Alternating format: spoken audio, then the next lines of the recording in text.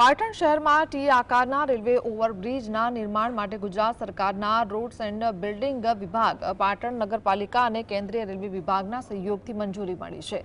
આ બ્રિજની design Gujarat infrastructure development corporation દ્વારા તૈયાર કરવામાં આવી છે। ટેન્ડર બહાર પડ્યા બાદ 3 વર્ષમાં બ્રિજ 99% પૂર્ણ થયો છે અને હવે તે ઉદ્ઘાટનની રાહ જોઈ રહ્યો છે। હાલમાં બ્રિજ પરથી 2 વ્હીલર, 3 વ્હીલર અને નાના 4 વ્હીલર વાહનોની અવરજવર શરૂ કરવામાં આવી છે, જેનાથી ટ્રાફિકની સમસ્યામાં થોડી રાહત મળી શકે। જો કે વાહન ચાલકોમાં બ્રિજની ડિઝાઇન અંગે ચિંતા વ્યક્ત કરવામાં આવી રહી છે, કારણ કે તે જોખમકારક હોવાનું માનવામાં આવે છે। ડિઝાઇનમાં કેટલીક ખામીઓ હોવાનો મત વાહન ચાલકોમાં પ્રવર્તી રહ્યો છે, જે ભવિષ્યમાં સલામતી માટે પડકાર બની શકે છે।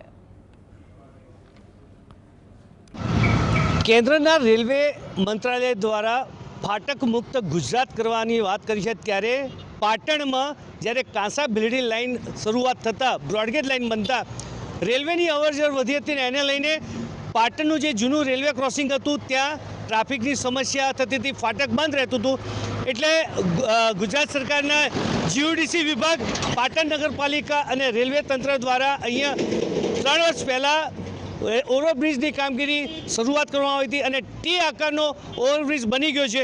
પણ જે ઓવરબ્રિજ બન્યો છે એમાં ડિઝાઇનમાં કેટલીક ખામીઓ લોકોના કહેવા પ્રમાણે છે। સૌથી પહેલાં કેમેરામાં કેટલાક દ્રશ્યો બતાવે।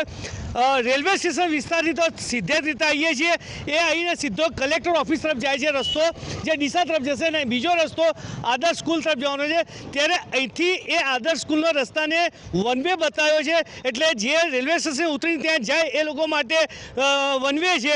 તો બીજી બાજુ જ્યારે સામેથી આવતા હોય વાહનો, એ લોકોને ક્રોસ કેવી રીતના કરવા, કારણ કે વચ્ચે ડિવાઈડર નથી અને અહીંયા જ્યારે ત્રિભેટ એટલે ટી આકાર આવીને ઉભો રહેશે, ત્યારે વાહન ચાલકો કેવી રીતના એને ટેકલ કરશે એ મોટો પ્રશ્ન છે।